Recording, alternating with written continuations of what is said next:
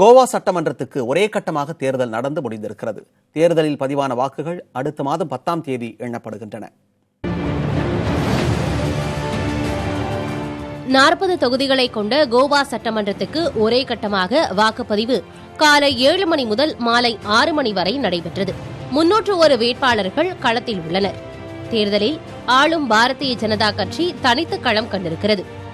காங்கிரஸ் கட்சி 37 தொகுதிகளில் வேட்பாளர்களை நிறுத்தியுள்ளது. கூட்டணி கட்சியான கோவா முன்னேற்ற கட்சி 3 தொகுதிகளில் போட்டியிடுகிறது.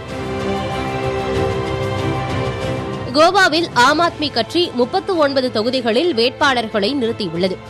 மேற்குவங்க முதலமைச்சர் மமதா பானர்ஜி தலைமையிலான திரிணாமுல் காங்கிரஸ் கட்சி முதல் முறையாக கோவா சட்டப்பேரவை தேர்தலில் களம் கண்டுள்ளது. மகாராஷ்டிரவாதி கோமன்டாக் கட்சியுடன் இணைந்து தேர்தலை சந்திக்கும் திரிணாமுல் காங்கிரஸ் 26 தொகுதிகளில் போட்டியிடுகிறது. தேர்தலில் முதலமைச்சர் பிரமோத் சாவந்த் சான்கியூலிம் தொகுதியில் போட்டியிடுகிறார்.